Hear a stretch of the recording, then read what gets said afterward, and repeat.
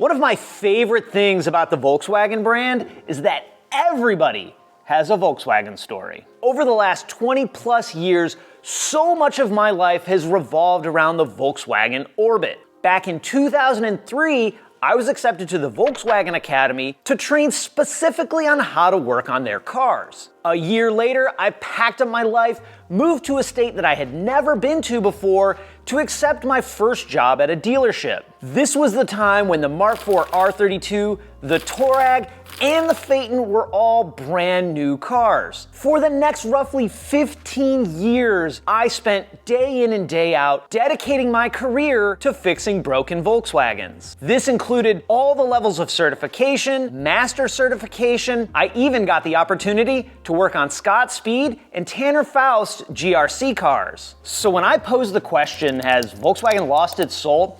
It crushes me that thought even comes into mind. One of the things I love about this brand is that everybody has a Volkswagen story. I just gave you the brief history of mine, but it actually started long before I was born. This is a picture of my grandfather, my mom, her sisters and brother, probably about 1970 with their bus, a car they traveled around the country with like so many other people did. Whether you go to an enthusiast event and talk to people there, or even bump into somebody randomly on the street, so many people have a Volkswagen story. Their aunt drove a Beetle to high school. Their mom and dad drove across the country in their 37 horsepower Vanagon, whatever it is. Now, some people probably have a story of I had a Volkswagen and I absolutely hated it because it was a giant pile of garbage. And that's fair. Look, I've seen my fair share of broken Volkswagens. I totally get it. Especially because for the last 20 plus years of my life, it's all been broken Volkswagen. I'd worked at the dealership for a couple of years before I truly embraced that Volkswagen enthusiast mindset, right? My first Volkswagen was a 96 Cabrio that was a giant pile of garbage, and then it was a car I drove around for 2 years because I absolutely loved it. From that moment forward, I've owned some pretty awesome Volkswagens. An R32, a Golf R, a VR6 GTI, and I've worked on pretty much every car that Volkswagen has made in the last 30 some odd years. And because I became an enthusiast, it connected me with a community that I didn't really know, right? I didn't really understand, but this has really come to light for me over the last couple of years. I think about these events that Volkswagen enthusiasts have. Euro Trippers, Wookiees in the Woods, which is my favorite event. Events in the Pacific Northwest, Northeast, overseas, right? We're US, Volkswagen North America is the small pickles of Volkswagen Global. You see these people and you see their cars and you see the love and attention and detail. How many people have Volkswagen tattooed on their arm? Think about the mindset that someone has to be in to get a brand permanently etched on their body. A lot of them are obsessed. I met a dude at a show up in Maryland that got married because their first interaction was about his Volkswagen. That is a level of love to a lifestyle that doesn't come lightly for most people. I was at Euro Tripper and I'm looking at all these cars, and there's brand new Mark 8s, there's 911s to the stars, SUVs, whatever, and there's this contingent of Mark 1 Golfs that these cars are 40 years old and they're perfect. That isn't something to be taken lightly. And there's a point to this, I promise you. If you're in this community, you know, right? You know the level of passion and obsession that so many of us have. When we traded my wife's B5.5 Passat wagon, it broke my heart. Not because it was a wagon, but that was the car that we brought our daughter home from the hospital in. That was the car that her and I took a ton of road trips in. And for a lot of us, it was Volkswagen at the helm of those memories. This car behind me, I flew to Florida, bought it sight unseen, and I had never done anything like that before, right? This car right here is really the car that started that path for me. So what's my point to all this, right? I, with rose-colored glasses, look back in the year 2003 when I first started with the brand. The W8 was just this wild piece of technology and the cars were awesome. The Passat was basically an A4. These Volkswagens were Audis. They were German cars and they were weird and they were quirky and they were problematic, but if you knew, you knew, right? And you came to expect that. There's so much different the way the rest of the world perceives their cars and the way North America perceives their cars, right? And a lot of that makes a lot of sense. It used to be, if you've ever driven a Mark III or even older, like cars that didn't even have cup holders, you know that in a Mark III, if you put anything taller than a can of Coke in that cup holder, you're banging it with the shifter every time you shift. You knew that in the early Mark IVs, if you had the cup holder above the radio, that if you pushed it and your drink spilled, it spilt down into the radio. Why? Why was that? Because the car was designed to be driven, not to drink in it, but to drive it. And as we've moved forward in time, that simple mindset, to me anyway, has been lost. It feels so far away from the people's car. It feels so far away that with a small set of tools, you could rebuild your Beetle engine. You can't do that today. Now, some of this is good, right? The cars are safer.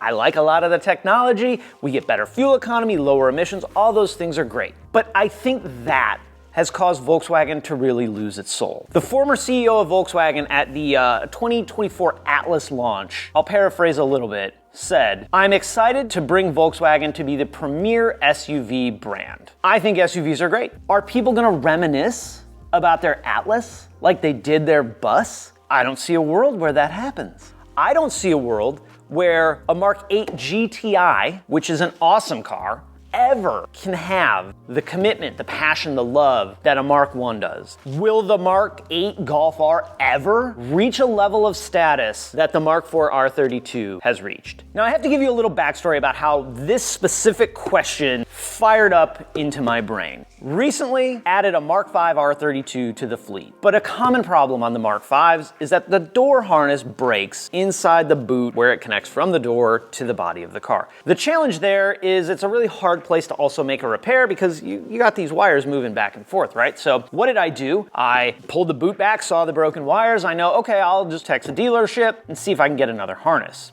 It's a pretty affordable part and not too terribly hard to fix. The part's obsolete. Such a common problem. Think about what can happen if nothing in your driver's door works. Can't lock your car. Can't roll the windows down, can't adjust the mirrors, can't pop the trunk, can't pop the fuel door. All because of a handful of broken wires. This sent me to the place I'm at now, where it feels like the only thing that Volkswagen cares about is selling you an SUV that you lease and buy another one and another one and another one every 3 years. It's only dollars. They're a business. I get it. But you have taken what, in my opinion, is one of the most enthusiastic, hardcore, committed, dedicated, whatever word you want to use, and you have basically told them, we don't care about you. We don't care about your car. We don't care that you eat, sleep, and breathe our brand. All we care about is selling more SUVs. We've seen this in other ways too. Volkswagen used to have such an incredible enthusiast presence at car shows across the country. They've pulled out of pretty much every one of them. You're probably thinking too, there's some EV action at play here, and you're 100% right. We'll get there in a minute. But think about it this way. What would a company like Hyundai do? What would any company do to have the type of community around them like Volkswagen has? Is there another car brand that has that? We could make some pretty good arguments that Ford, that Chevrolet, that Dodge, whatever variant thereof it is today, probably have similar communities. I've seen plenty of Chevy bow tie tattoos. But is it the same that someone would have a 40-year-old Golf? It was never a special car. It wasn't a insert whatever vintage Mustang that was really, really popular, Corvette. It was a Golf. It was a small car that was affordable to own, that would get you where you wanted to go, and people fell in love with it. Based their personality around that. Some might argue that I've done the same thing. Look around. Everything in this shop serves the purpose of fixing, maintaining, and modifying a Volkswagen, an Audi, or a Porsche. On the Porsche note, that's where things for me really flared up. After finding out that you can't get this door harness, that if these problems don't get solved, you don't get to put fuel in your car unless you rip your fuel door off or some variant thereof, Porsche's the exact opposite. For a 2002 911, I had this little trim piece under the front hood. It was broken. What did I do? I called the Porsche dealership. He said, yeah, we'll order you one. It's $15. Now, is there any reason for Porsche to support a crusty little trim piece underneath the hood? No. Is there a reason that Volkswagen should support a wiring harness that when fails causes the average person not to be able to open their fuel door? I think so, but they don't. It's like once that roughly 10-year mark hits, done.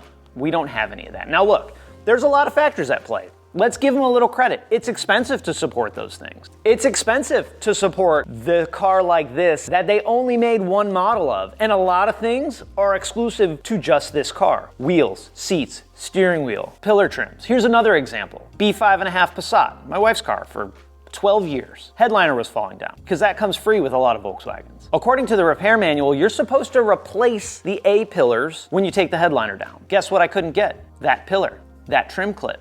According to Volkswagen, that car's trash because I can't safely repair it. Now, let's be real, we do it anyway, right? Because we have to. The lack of support for their normal cars, 10 Jetta, for their Highline models, R32, is weak. It feels like today, Volkswagen has this group of enthusiasts, these people that I can't stress enough, eat, sleep, breathe, obsess about these cars. And they're looking them square in the eye, giving them the middle finger, and saying, buy a new Taos. I don't have a problem with Volkswagen selling SUVs. My wife's daily now is a 2015 Touareg, and it's awesome. But does every family have two SUVs? Or do a lot of people function like we do? We have an SUV, that's our family car, that's her daily driver, and I drive a Golf. I would buy every interior part that I could for this car because this is a car that's that special to me. How can you have this group of people that have owned cars for 30, 40 years and beyond, right? Because the air-cooled community, they're obsessed too, and just brush it off like it's nothing. There's so many points in time where we can look at this and see that's what happened. I would be remiss if I didn't bring up Dieselgate. A lot of people have some pretty big feelings about that. What I can tell you is that cost me about $35,000 of income the year that all went down. So yeah, I get it. We can talk about how Volkswagen committed, we're only gonna make electric cars. That was another point in time where we had a path to go down and the brand chose the wrong path. And we have the ID Buzz. Awesome car. I'd love to have one, but it's priced so far out of the market for most people, I don't think they're gonna sell very well. Also, if I haven't mentioned this, these are my opinions. I don't work for the brand. I've never worked for the brand. All my paychecks said Honda on them because I worked for a dealership. Volkswagen has moved so far away from the people's car. I don't see a world where it changes. Sure as hell doesn't change because of whatever my stupid opinion is that nobody cares about in that corporate big boy world. In my head, over and over and over again, what would any brand give for this? Makes me wonder, is this how a lot of Disney people feel? Harley Davidson? What are some other iconic brands that people have that level of passion and obsession for? There's not a lot of brands that you could take 5 people, random as hell, walk up to them and say, hey, do you have a story about this brand?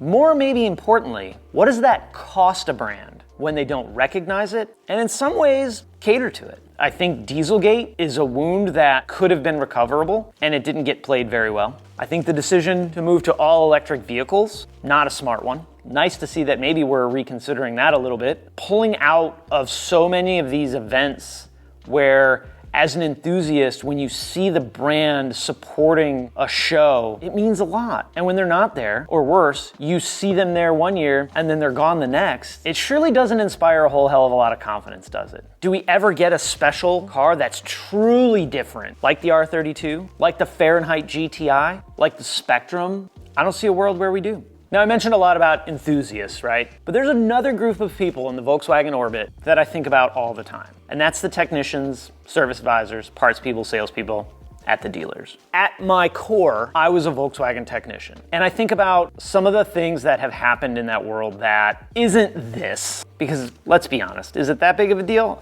Maybe, maybe not. It feels criminal. Shutting down training centers. These cars are more complicated than they have ever been, and we shut down 6 training centers. That one hit home for me because I shut down the training center that I went to in Jessup, Maryland, with 2 ace level instructors, Joe and Mark. But what a lot of people don't understand is that getting a level of certification for a technician, in my mind, was always important. My goal from day one, want to be master certified. What'd that really mean? I didn't know at the time, but that was what my goal was. Closing those training centers changed the game for a lot of people. Now it's even harder to get your boss to send you to training. And these cars are more complicated. In what world does that motivate them to stay with the brand? When I was at the dealer in my core time, right? 04 to, we'll call it 2014. I drank a bit of the Kool-Aid. We are the dealer. We're the best out there. Nobody can fix cars like the dealership can. We have all the tools, we have all the support, we're the best. It wasn't until I took off those dealership blinders that I realized how uninformed I actually was being a technician. I can speak a little on sales. I can speak a little on being a service advisor. No one will convince me of anything but that being a technician is the hardest job in the building. It's the only job that you have to bring your toolbox. You have to know more about more of that car than anyone in the building. You have to know how every system works. You have to know every policy and procedure, or you don't get paid. And instead of increasing the training and helping these technicians get better, take care of their customers, they didn't. Charles, what about online training? Yeah, it's there. But what I'll tell you is taking a self-study program and a test at the end pales in comparison to the value of going to a training center and learning not just from the PowerPoint presentation they have or the book that you get, but from your peers in different parts of the country that see different things. When the EOS came out, we didn't see a lot of top problems, but you know who did? The techs in Florida. They were dealing with it all the time. What's the value of that level of networking between your technicians? Do you think that if someone has a bad experience at a dealership in North Carolina, that's gonna be any different than if they had a bad experience at a dealership in Florida? How many people moved off the brand because the dealership couldn't fix their car? I don't know where we go from here. I don't know what the brand's gonna do. I don't have any insider information.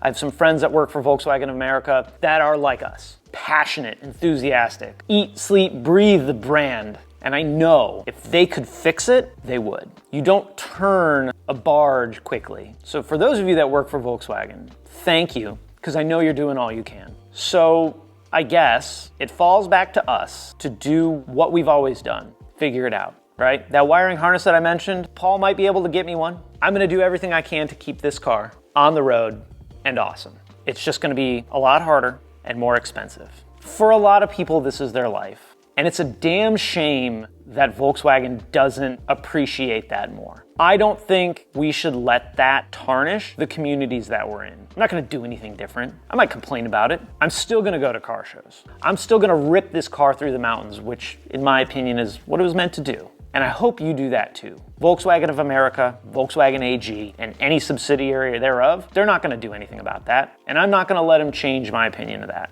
because the community will always be more important than the badge on the front of the car. There's a lot of really special things about this community, and the brand not caring about it, I don't think we should let that change it. So I'm gonna wrap it up there. I'd love to hear in the comments your Volkswagen story, because that's important.